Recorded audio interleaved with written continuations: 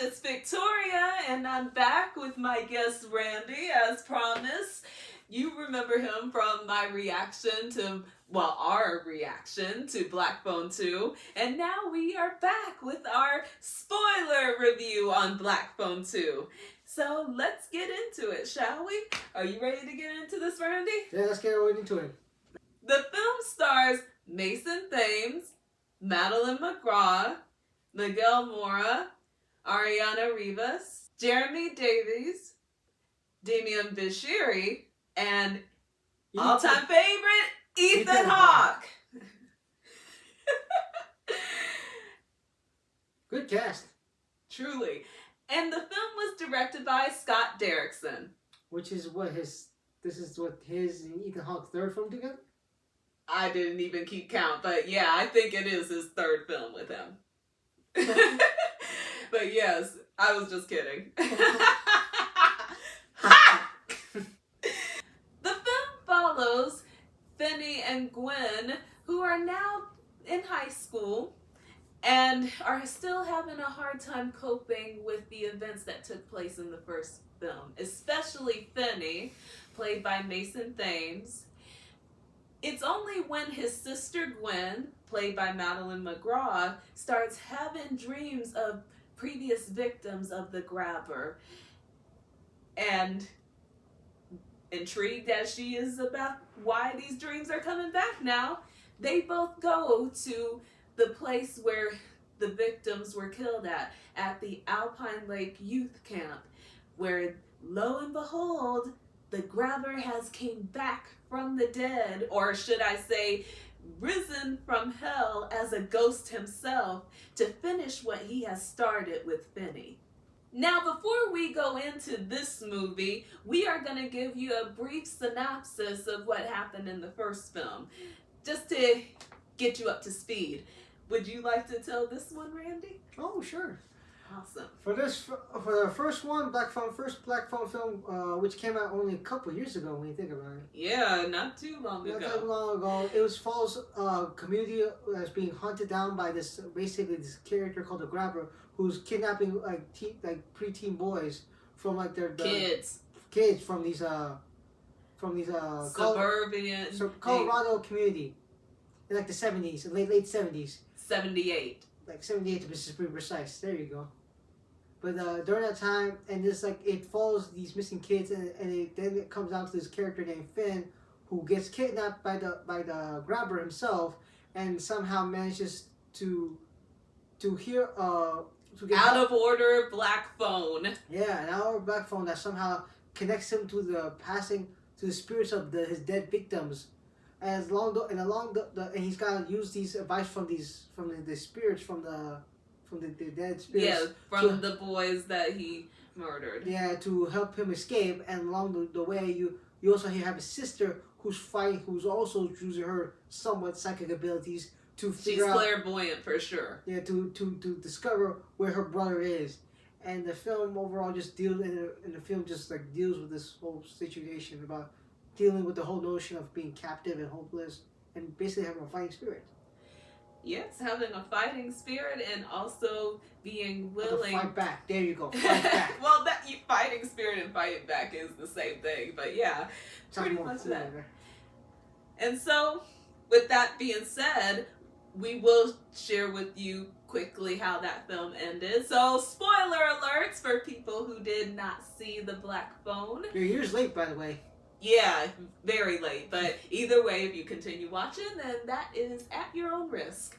So how it ends off is pretty much that eventually Gwen was able to figure out where her brother possibly is located at through her dreams.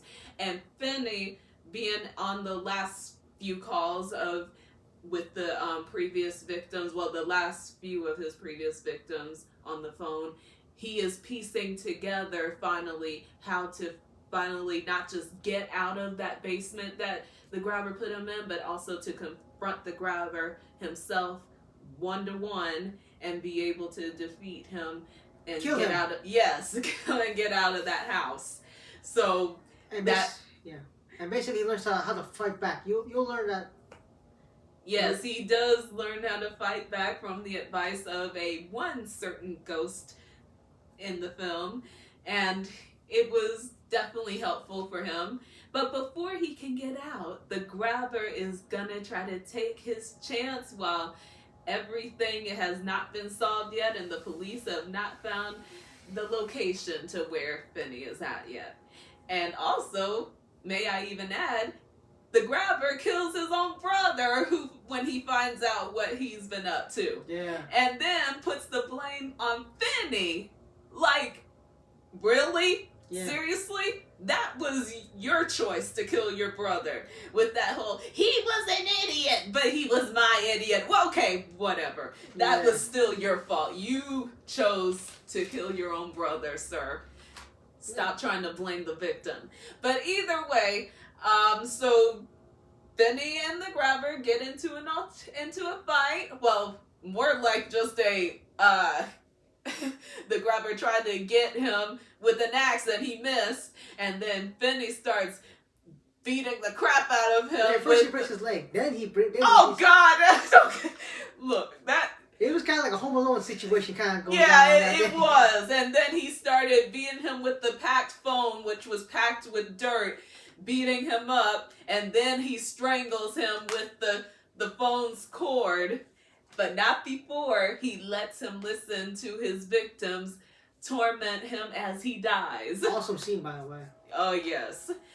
And then what does Finney do? He snaps his neck and then he dies. And then Finney finally gets out of that house, and there his sister is waiting on the opposite end of the house in front of that house, just waiting to meet him. Very Silence of the Lambs when you think about it. Very much so, because it turns out that the grabber had two homes, or two houses. One where he tortured his victims, and the other one where he buries them after killing them. And so that was a very interesting way to go about it. Mm-hmm.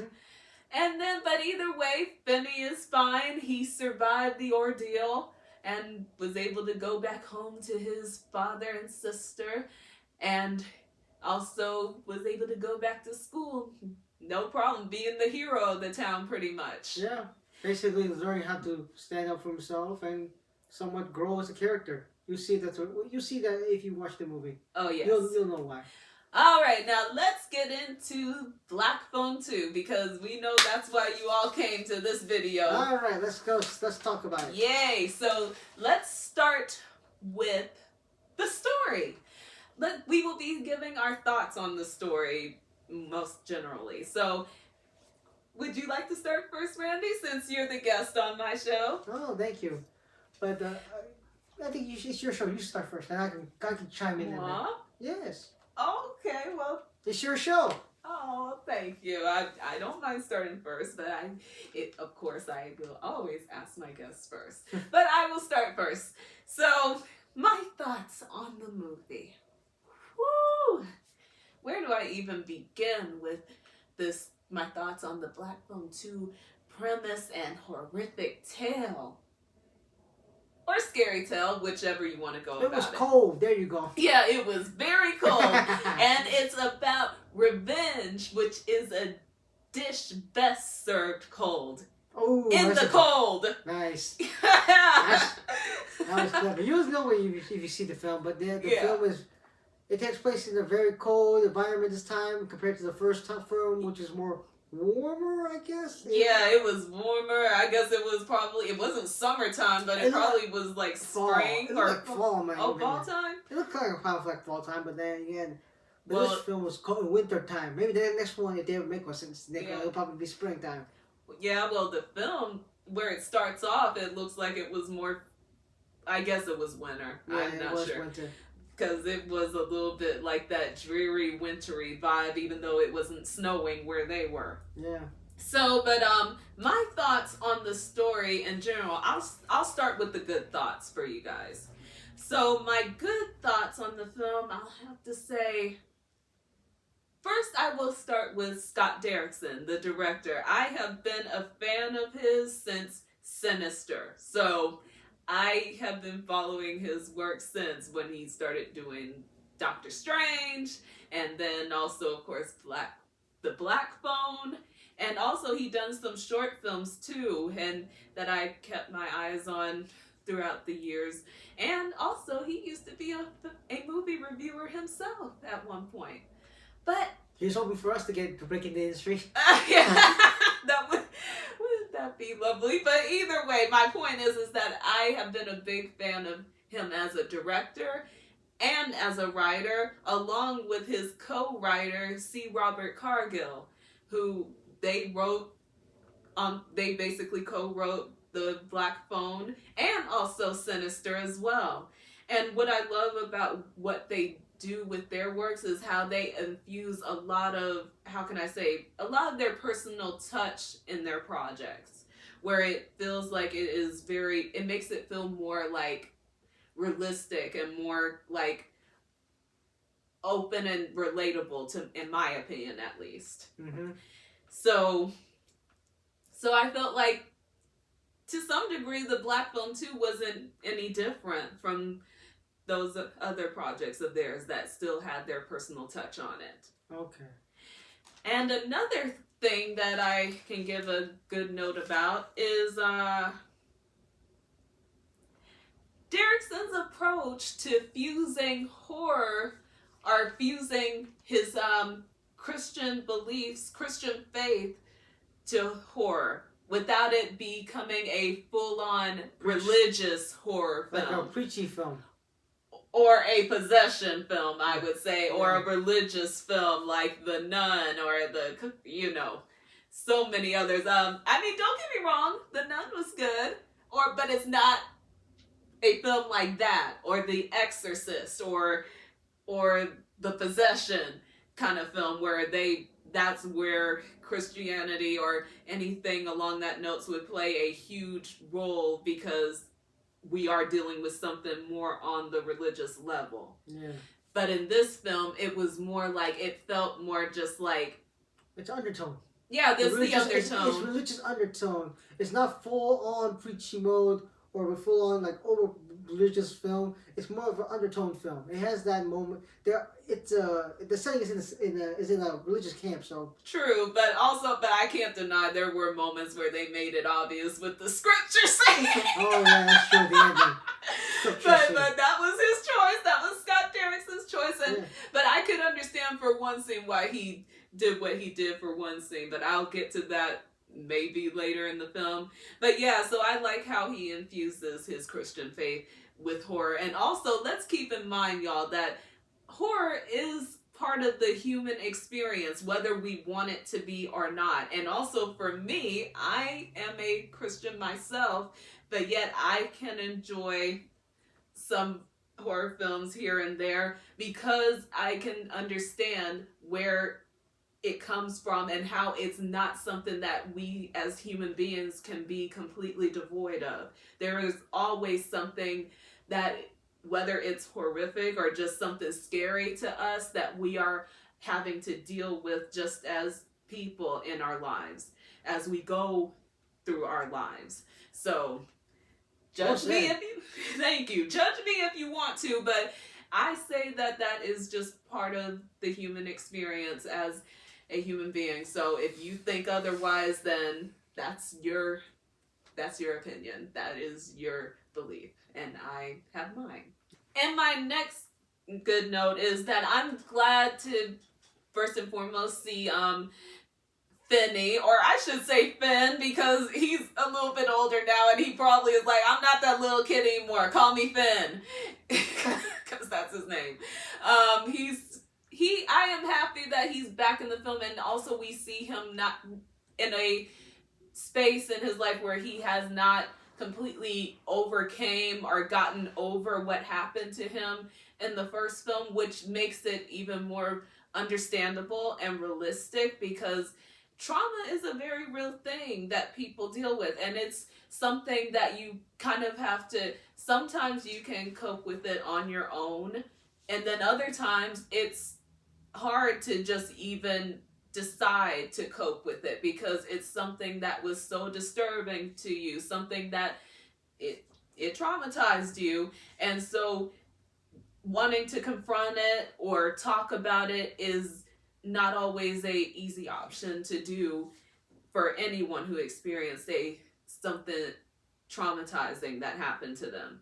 And for him, he's kind of in that stage. He is dealing with it in not very good ways. He's doing drugs and he is fighting. He's fighting and beating people up who try to approach him like, oh, you defeated the grabber, well, let's see how you can go against me. And it's like, oh my God, why are you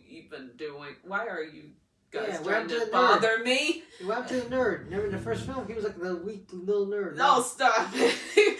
I think he learned a lot from a certain someone with the line that he gave, the more blood, the better. Who said that? Exactly. And so that is the point of it. But the point is that he's not coping with it well. So that definitely leaves enough room for the grabber and his ghost form to haunt him even more. And probably worse. Because it leaves an opening. Seriously haunting him. Yes. And so, and in the worst way you can think.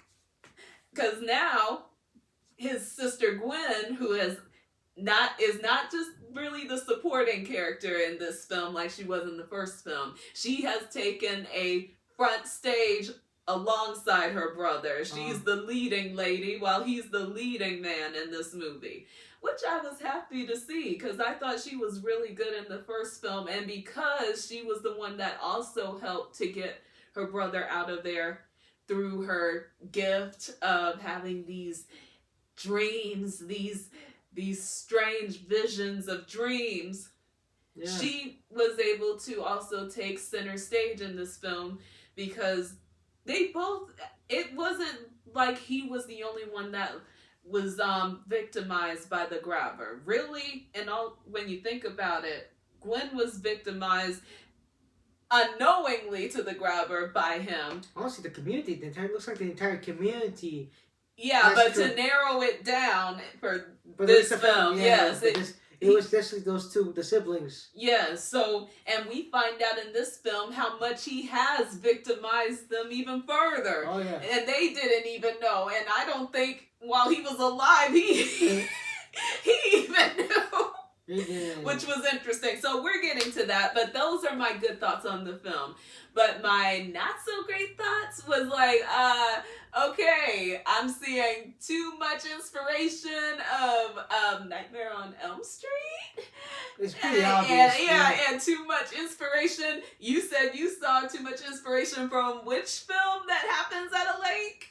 Friday the 13th, of course. And also, who knows what other influences, horror influences that it was like a mashup of different horror genre kind of films. Mm-hmm. You got it was like the Friday the 13th, Nightmare on Elm Street. What else is there? You got Sleepaway Camp. You could say that too, but but there's also other genre films in my opinion. There's also the notions of like. Oh, we can't forget one other Nightmare on Elm Street that definitely was an inspiration. Oh yeah, Dream Warriors. That was totally. You can see that. You can totally see that scene in a particular scene. You want to get that scene? Huh? You want to talk about that scene right now? Yeah. Well. We'll let's talk about it now and so we can get it out of the way. There's a scene where she has to fight back, Gwen has to fight back in her dream. And like, okay, fight back. And then you just see like, okay, I'm fighting back. I control the real elements. And like, and your brain says, wait, that's from Dream Warriors. Yep.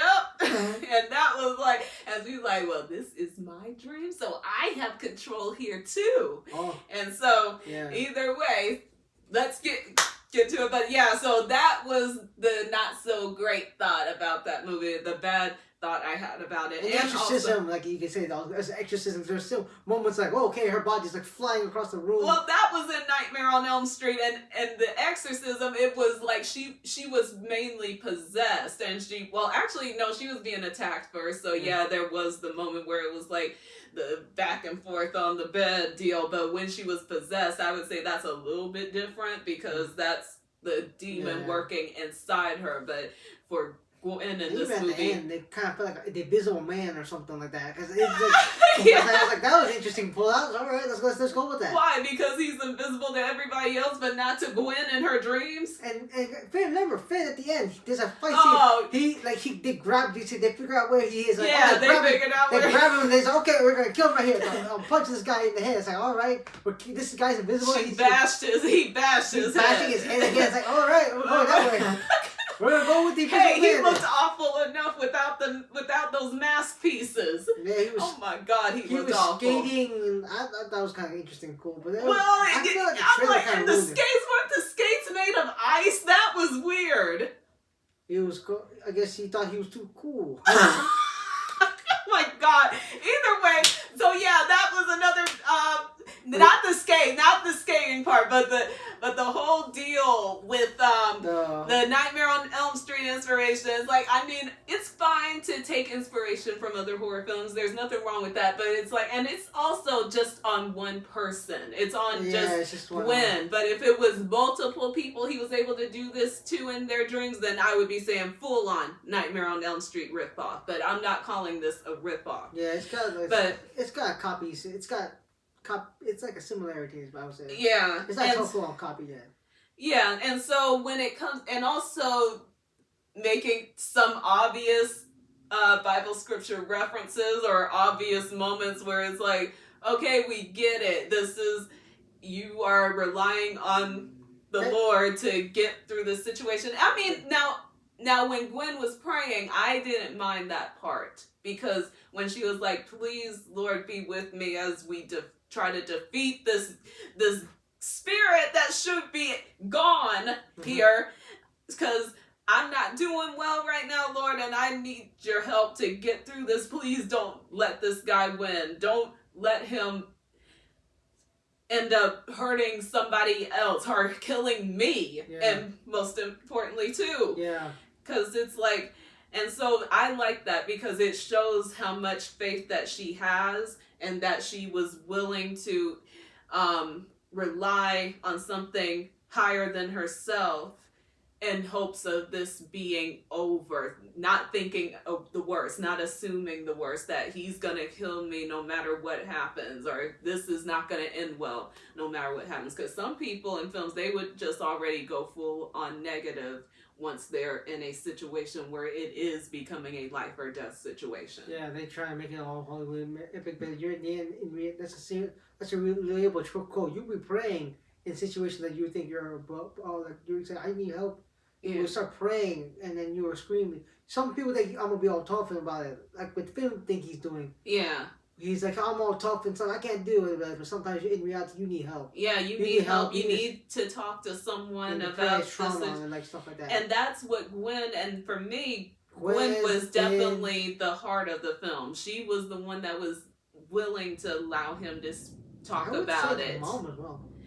Yeah, but we'll get to that. We haven't gotten to that yet. But either way, but yes, but at this point, Gwen was the heart of the film, and she was giving Finn moments to open up to how he is feeling about dealing with what happened to him, but he just didn't want to talk about it. And she wanted to talk to him about when she started having these dreams, or the things she probably wanted to talk to her brother that she's been so close to for all these years, about how she's dealing with it, but she felt that she couldn't talk to him. Yeah, literally, there's one scene with her father, and her brother. They're literally laying it all out. Yeah, it's like, I'm not even joking. It's literally one giant family. It's an emotional revelatory,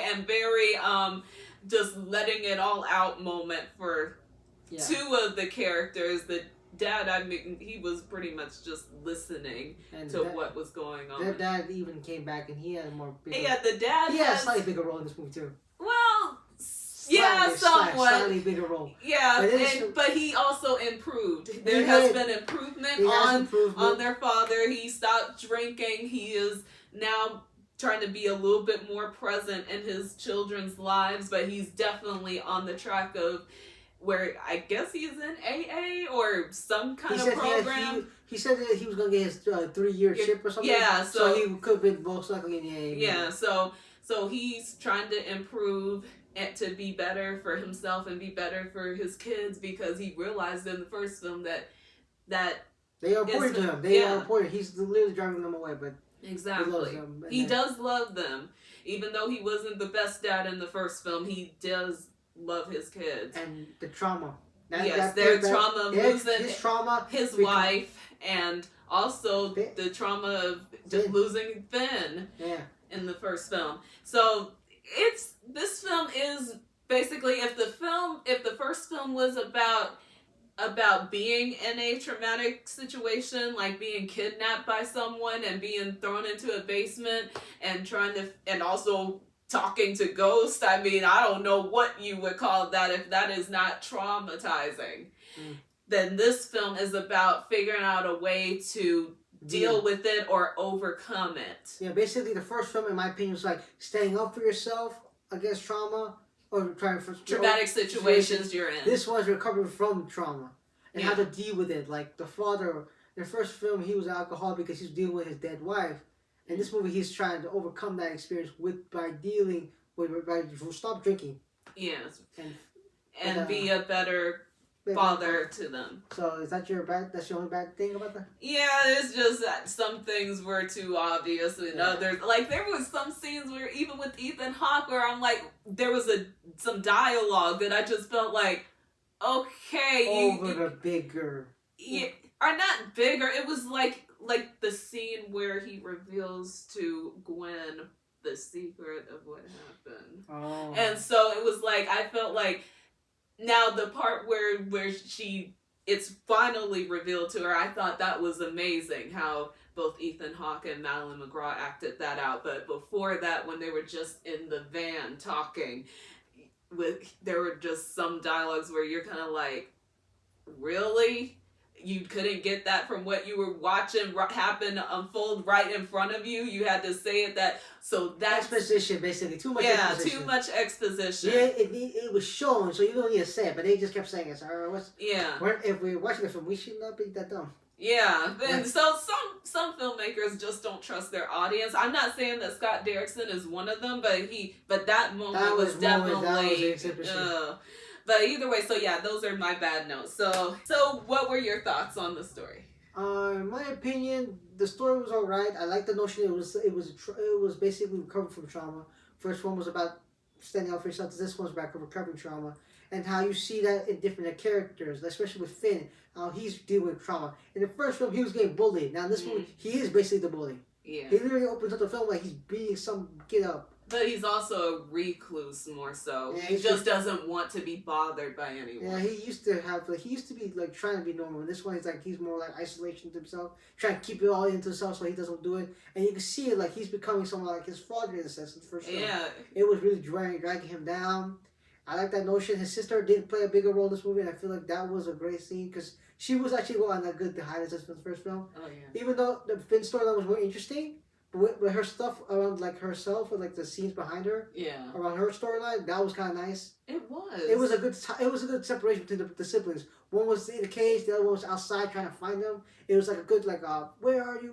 Like find me? Where are you? Something like that. It showed how strong their connection to each other was. I mean, because she could have just stayed home worried and hoping that he was gonna be okay and that he was gonna be found, but no, she played an active role in looking for him. Yeah, and there's also the notion that the characters in the film, that I thought they were also nice. They weren't really that. The film overall, in my opinion, the first one was much better. The second one I thought was also good, but the characters were also decent enough. Mm-hmm. It's just like, I'm gonna get to my bads right now. The movie overall just felt like over the top. In the first film, it was more subtle. And sure, there was like the ghost notion, but it wasn't like too over the top about it. They had certain rules they had, and it wasn't like, okay, you're gonna see the ghost. He could hear the ghost, and she could see the visions and everything. In this movie, she can see the ghost, and in her dreams. In her dreams, and like it's like a battle with like the cuts on her hand, like Friday the 13th. Happens in the dream, happens in the real world, and it's like there's danger into it, but it's just like somehow it's done. It's like there's a scene where she's flying off the building, in the room, like it looks all really weird and stuff. Yeah. And like a scene where she's got cut, it's like bleeding out blood, and she's got spin around, and I'm thinking to myself, that's like a water hose. Yeah. sprinkler. I thought a spinning top. Or a sprinkler. Yeah, because the way that he wrapped the phone cord around her neck, and he wrapped it around her neck, and then he was like, whoop!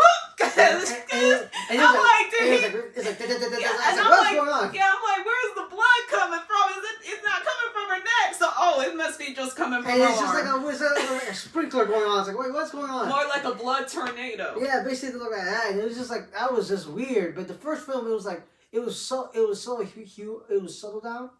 But the horror itself was more, I guess, more grounded in sense because like you said, the director he can make things really relatable. In the first film, it was really much more relatable in my opinion because it was dealing with a little.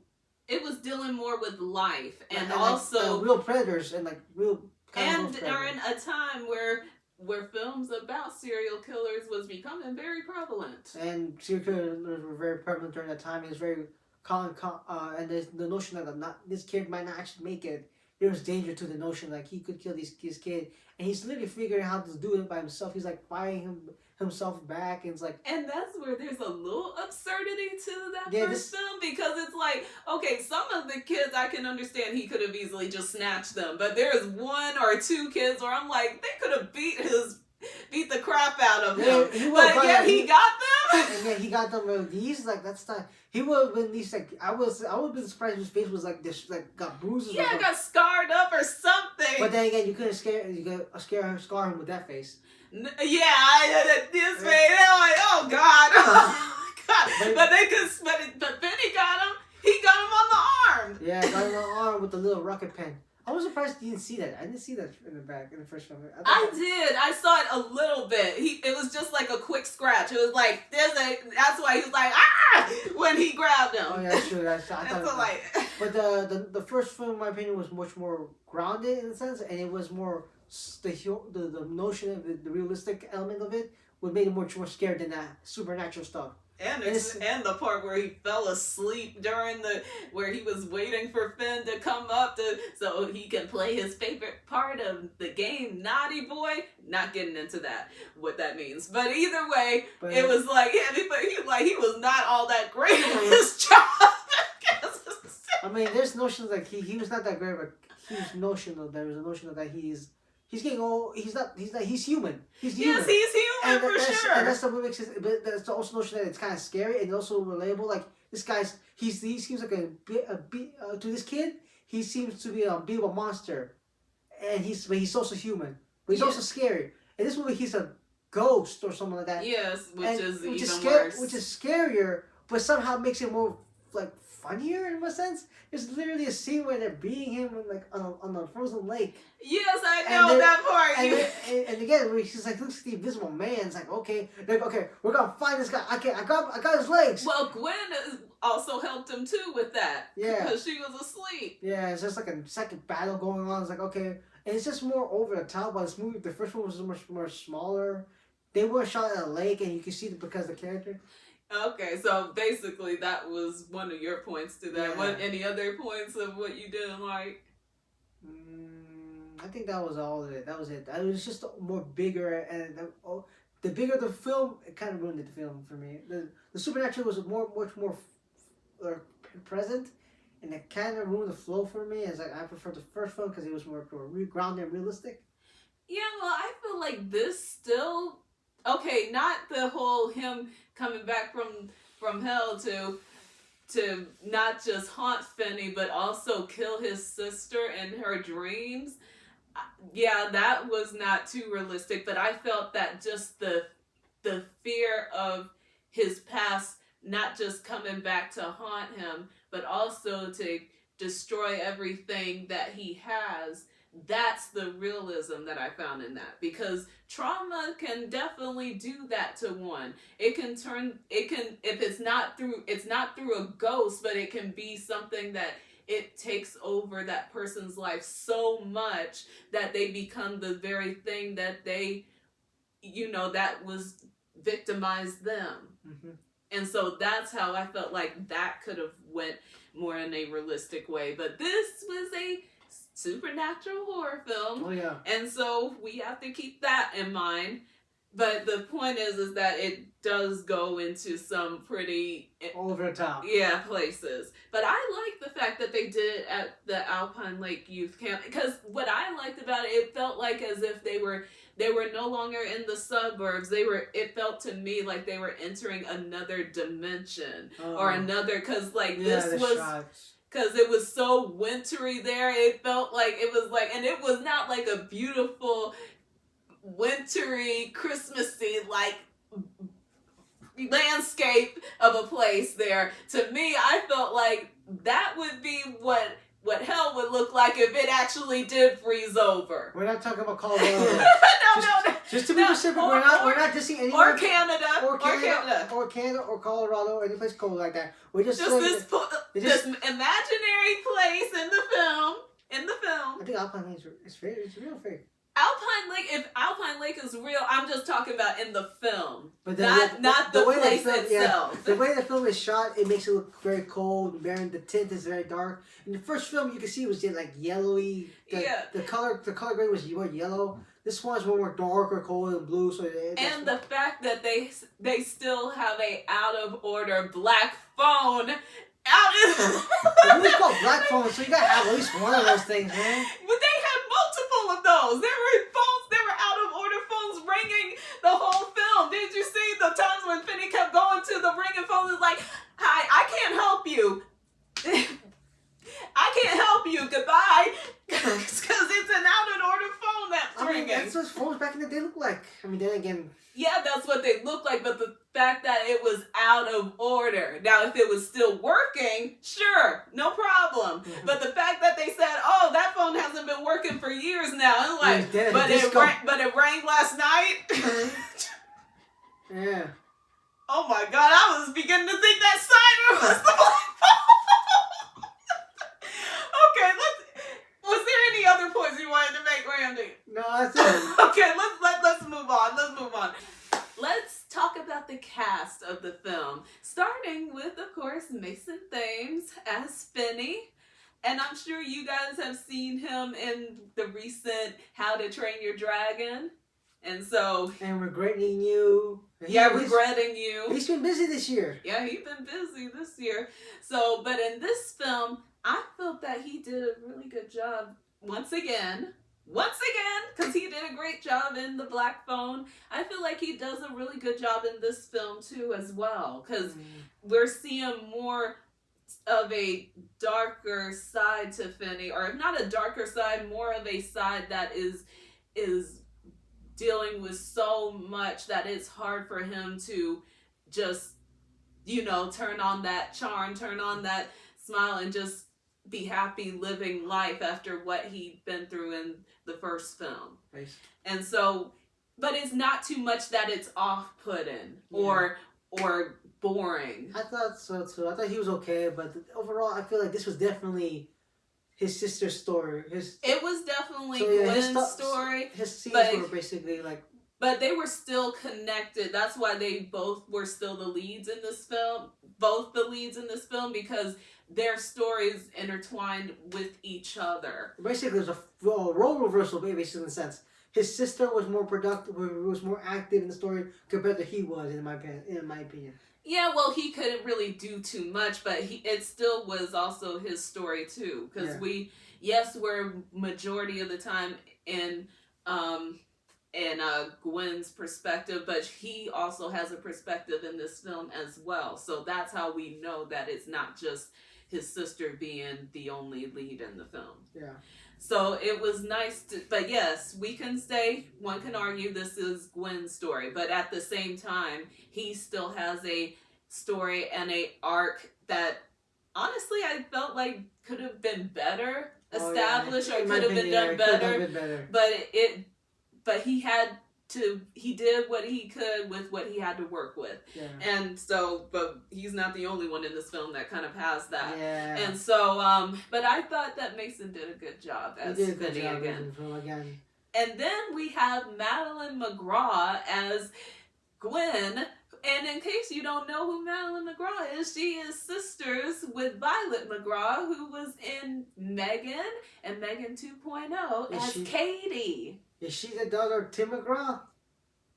I, we'll look that up later, but I'm talking about the sisters. I was kidding.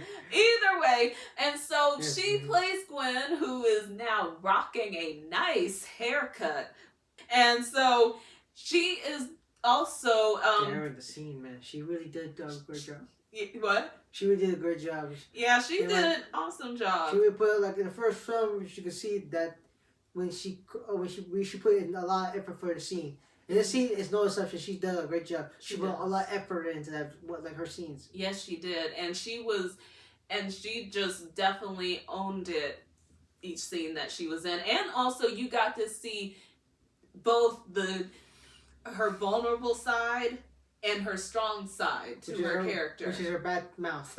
Not just her bad mouth, but also when she comes to realize certain things about her abilities and her having to deal with how she can deal with this situation of the grabber haunting her in her dreams and trying to kill her in her dreams. Oh, okay. And so she showed those strong sides of her that she's not one that you can easily take down. Oh yeah, it's the first film you can see that she was not, even though she was like, she may be small, but she's a fighter still. Mm-hmm. Again, it's the movie about fighting your file. In the film, the first film was about fighting back. This one is about fighting trauma or fight back against trauma. Yeah, Or and facing it. Or facing it, literally facing Yeah, trauma. face to face. Oh God. And so yeah, so she was really good at that. So I could see her as another potential, like, what would they call it? Final girl, or scream queen. I don't know. We'll see. We don't know. She could be the next Jean Grey for all we know. X-Men. Okay, sure. And but also she was in, I seen her in other films too. I think she was in Ant-Man and the Wasp. She was the young Wasp. I don't know. Yeah, you haven't seen that one, but I haven't recall watched MCU, I recall her from that and Toy Story 4. I remember her from a Disney Channel movie. I don't remember, but she worked for Disney. Okay, well, if you find that name, let me know. But she definitely was in Toy Story 4. Yeah. But is either. Huh? Go ahead. Let's look at this cast member. All right, and so then we also have Miguel Mora, who plays Ernesto, or Ernie, as they call him for short, who returns. Yeah, who returns as he was actually Robin, Finney's friend in the first film, and one of the grabber's victims in the first film. Well, I guess so I guess he grew up enough that people were like, yeah, you can play his brother. They won't recognize him. I mean, this movie's like bringing people back. It's like, sure, we gotta have Ethan Hawke come back. Sure, why not? And he says, we gotta have Ernesto come back. Sure, why not? Yeah, but and the thing is I actually like Ernesto's character, but I felt like he was underused. Oh yeah. I felt that he was just there to be the love interest and the listening ear to Gwen and the protector for Gwen, basically. Or the one that looks after Gwen. Yeah. They were boyfriend, girlfriend yet, but yeah, that's where it's leaning towards. It but was like the best but friend. we didn't really know. Well, not really. It was just more that Finn knew him, and in a way, he also served as a reminder of Robin to Finn. Yeah, in a way, they weren't really best friends. They were just friends because he was friends with his brother back then. Yeah, this one, in the actor who played Ernesto. Yeah, Ernesto. Film, he played Robin in the first film. He was more violent at the time. This one, he's more the brother. He's more subdued and more polite, and he's just an all-time sweetheart. But either way, But I just felt like we didn't really get to know him as a character. He didn't really do that much compared to, like, let's say Gwen and like Finn. But the other cast members, who else was it? But he was still good. And then there was Jeremy Davies, who returns as the father.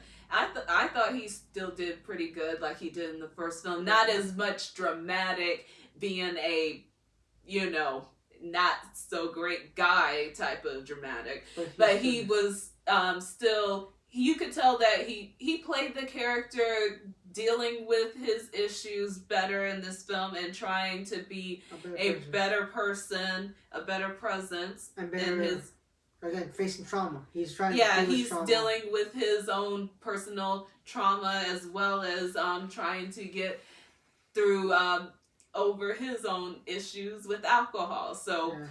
So, but he's doing a better job in this film, and I feel like Jeremy definitely shows that he is getting better as a. He looked the same as he did in the first movie. I mean, look, literally the haircut. Hey, some people do. Some people just don't like to change stuff up. Yeah, I mean, like, And so, I was like, okay. hey, the house looks the same. I know, but like he was like what 3-4 years compared to the movie. The first film came out. The kids grew up very quickly, but he looked like he's like, I'm staying the same. Is that right? Well, it's not because he wasn't the one that needed the most physical change. Right. Now, during some flashbacks, it would have been nice, but during the movie, at this point, like, what's the point? Either way, but it was good to have him back too, and he's been in a lot of films too. Oh yeah, I know. He was in Saving Private Ryan. He was in The Secretary. Either way, he's been in a lot of films. Woo! Yeah. Okay, and now who else do we have? Oh yes, we also have new characters. Yeah, we have some new characters. We have Ernesto was a new character, somewhat. The actor wasn't new, but the character was new. But we have Damian Bichir. Yeah, Damian Bichir. And he plays the caretaker or the I won't call him overlord, but owner of the Alpine Lake Youth Camp, and he worked there when he was younger, and he is and this will somewhat connected. Yeah, he's somewhat connected to the grabber and also connected to Finney and Gwen's mom. I'm sorry, Finn and Gwen's mom. Let's just say she's in the movie. They finally mentioned her name. Yeah, they mentioned her name was Hope. Her name is Hope, and she worked at the Alpine camp when she was 16, 17, who knows, around that time. Roughly around the time. Yeah, and so he knew her back then. And it turns out the grabber knew her too. And we'll get to that in a sec. Oh. But either way, so now let's move on. But I felt that Damon did a good job as this character overall. Now I felt like he was trying too hard to explain the connection between him and their mom, and also the fact that the grabber also worked at the camp too. Yeah. Because I felt like, I get it. They want to give a little bit of exposition. We could use a little bit of that. Like, how do you know that? Or we could still, as an audience, put 2 and 2 together. Yeah. And so again, exposition. Yeah, exposition. They need it, but did you guys give it way too much of it? And I felt like the scene where the grabber ends up contacting him through the radio. I'm like, wait a minute, does he have some kind of ability too that he can hear ghosts? Oh yeah. Yeah, I'm like, what was up with that? But either way, I had more questions about that than I was like, why did we need that? It was just like, that would have been just nice to know. Maybe because of his spiritual faith and spiritual connection, maybe that's why he was able to hear him. Yeah.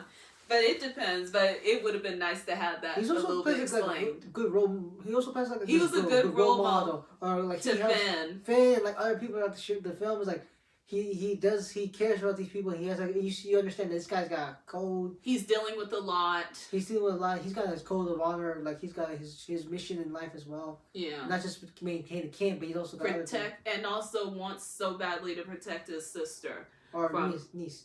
Well, Finn, he understands that yeah. He wants so badly to protect his sister. Yeah. And that makes sense. And yes, he has a niece in the film who is played by Ariana Rivas. I hope I'm saying her name right, Rivas. And she was in The Working Man? With Jason Statham? Yeah, that one came out. Yeah, she was in there, and she plays the niece to Damian's character, Armando. That's his character's name. Armando. And she works at the camp, but not as a camp counselor. She works there as kind of almost like, I would almost say she's almost like a ranch hand because that's how she dresses. Really? She comes in with a horse on, like she rides on a horse. Yeah, she's on a horse. I was like, sure, what's going on? Yeah, but she works in the kitchen, and she works in the she says she works in the kitchen and that somewhere else, but she's not a counselor.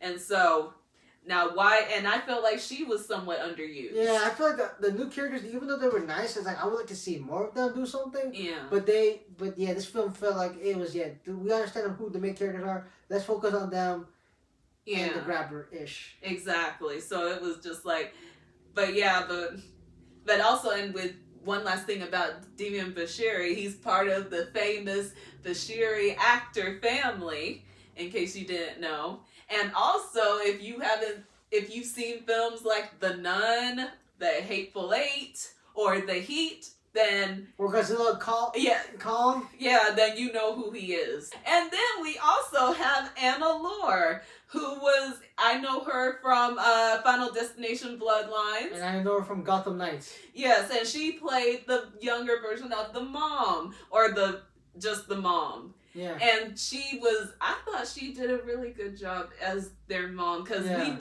we never really knew what she looked like, but we knew from how Gwen described her, she was a really sweet, beautiful person. Yeah. And that's what she appeared to be to us when we realized who she was. Yeah. And so Anna, I felt like she played her well for what she had to work with, and even in scenes where she had to be kind of older because she was now a wife and a mom, and that's when other stuff happened. But yeah, you could tell she looked younger than her husband. Yeah, I was okay. Do you think they could recast the actress? Yeah, you thought they could recast the actor? Yeah, find someone who looks a little bit like her, just a little bit older, but I guess that they didn't have the time. Or something like yeah, that. But she did good with what she had to work with. However, the wigs. The wig she was wearing, that was not good. You could see that there was makeup there. It's like, yeah. Oh, God. Yeah, they spent too much money on the special effects of the movie, or they could have just done a little bit more makeup. It would have been nicer. But either way, it is what it is. But she did good as the character that she was. Yeah. And then, last but not least, Ethan Hawke as the grabber. AKA, and yes, I told you this is a spoiler review, AKA Wild Bill Hickok. Interesting. But the film does show you some backstory with the characters as well. Yes. They do like the whole first film. Like, hold on, we'll get to that part, but of course you know I could not end this without revealing some of Ethan Hawke's movie timeline, which it's huge. I can't say all of it, but I can give y'all some in case y'all don't know who Ethan Hawke is.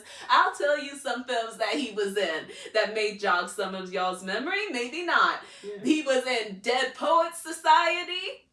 He was in Waterland. He was in Gattaca. What? Gattaca. Oh, okay, yeah, there's that. And Daybreakers, Sinister, of course, The Black Phone. If you didn't know already, he was in The Purge. He was in The Northman. Yeah. He was in Training Day with Denzel Washington. And Magnificent Seven too. Oh my God, yeah. So I'm gonna cut us off right there. He's in a lot of movies. He's a good actor. And this film, he did not disappoint as well, even though the film somewhat, like, you don't see his real face. Yeah, you mostly see his burnt up. If you saw his face, it was mostly just his eyes, but everything around him was burnt up and gone. Even though the first film, they didn't show his face at all, but this movie, they really didn't show his face at all. Yeah, it was just his voice. His voice, he doesn't do that much. He has like a presence, but like he doesn't really does. But he still utilizes those masks, he did in the first film. The mask is still very productive, and the people who made the mask really did a great job with it. It's very layered mask, stuff like that. And that shows that how the different layers he has to himself as the grabber, because that's the thing. But we won't get into that in this film. In this video. Maybe if I do a Black Phone video, I'll explain what I think each piece of the mask represents. Maybe Brandy can help me figure that out. One day. But either way, but he did a good job, great job as the grabber once again. But the thing is, yes, he's still very memorable, but at the same time I felt like he came in too late. Or not too late, he just came in midway through the film. I'm like, for those that wanted to see more of Ethan Hawke, I was one of them. In all honesty, I was like, really? We couldn't see him so. The plot was basically he has basically coming back to the spirit. He came from hell.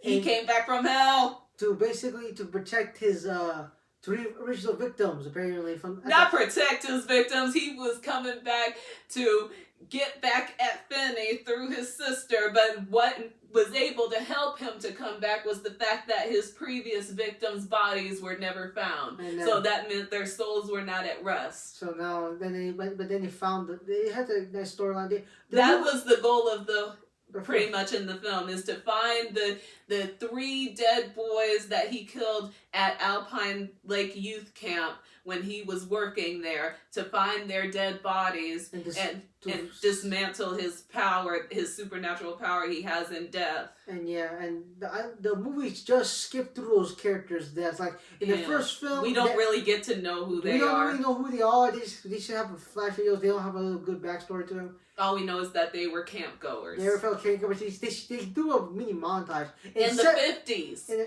the 50s, like it's like a millimeter, 7mm. Yeah. So yeah, it was that kind of thing. They weren't really characters in the film, but either way, Ethan Hawke they were characters as ghosts, but we did not really get to know who they were. But with Ethan Hawke, he did a brilliant job. I wish that we saw a little bit more of him, but hey, it is what it is. We work with what we can work with, but he did a good job. Now, some of the dialogue I was not really so happy about, but it is what it is. Okay, let's talk quickly about the location. I love the fact that they filmed in Canada, in 3 places in Canada. One is Toronto, the other one Ontario, the other one I keep forgetting, but they did film at an actual campgrounds that had the scenery that they needed to set up. It's always at good to shoot Alpine Lake Youth Camp. It makes the scene. It gives you the real immersive feel to it. Yeah, and the film did really make it feel like the way the film shot it. It was really nice to show that it was an immersive background. It looked like it wasn't on a CGI soundstage or something like that. Yes. It looked more like they were in the environment. They were in the weather or stuff like that. It was nice. And it worked. And also, just to let y'all know what the secret is in the film, is that it turns out that what we found out in the first Black Phone, that Gwen and Finn's mom committed suicide at some point while they were still little kids. It turns out that was a lie, or if not a lie, that was not what really happened to her. She too had the same abilities as her daughters, getting these dream visions, and she got one that told her that when one of the first kids was taken, it told her that it was the grabber that took him, or Wild Bill. And so she went to his house by herself. That was a little crazy. And she was gonna knock on his door to probably talk. I don't know what she was gonna do, but then she went down to the window at the lower part of his house and saw that, yes, the boy that was missing was down there. And so she realized for sure that he did it. So when she was trying to run out of there, he got her like how he got her son with those black balloons and threw her into the back of his abracadabra van. And it turns out that he killed her and brought her back to their house and made it look like it was an apparent suicide. Yeah. And that, I'm like, the police did not do their job in investigating that well, because they could have found out easily that was not suicide. But the husband found her and he was convinced that it was suicide. Yeah. And so that was the secret. She was onto him, and he killed her to eliminate a witness to his crimes. And now her daughter has the same abilities, and she was able to defeat him, hence was able to get Finney out of there. Yeah. When he ended up dying. And so somewhere down the line, when he was dead, he probably figured that out, pieced that all together, and that's when he realized, so Finney was not just any random kid. He was the son to to the woman that I killed, who used to work at Alpine Lake Youth Camp with me. What in the world? Yeah. How interesting But is they also, that? the big thing I want to end off on is there's a beautiful scene at the end. I thought it was a very nice scene. Yeah. With the mom and the daughter, they just all have a phone call. She was talking to her mom on the phone, because the phone was ringing for her. Yeah, and it was just a nice message between the mother and the daughter and her family. She's like, it's a beautiful place. In heaven. Yeah, and like we're all happy here. Just tell you that we love you. And that I love Finney, and tell him that Robin said hi. Yeah, and then that they're in a better place now. And their kids are free. Their souls are set free. Yeah, and this just ends on a happy note for me. But I don't it know. was a bittersweet note, in my opinion, because the kids are they're dead, and it's like, but it's a happy ending. It's like no one really dies in this film, but still, it was still bittersweet because of all the lives that were lost. Because of Grandpa. And if they make a third one, I feel like this is a proper way to send the film on. Yeah. They don't need to bring the character back anymore, honestly. That's the question I have. If they decide to do another film, is it because they want to make a trilogy or they want to make a franchise? But either way, we will see as time goes on. Only time will tell. So, but either way, we got to get going because time only permits us to stay here for so long. But on a scale of 1 to 10, I give this movie a 7.9.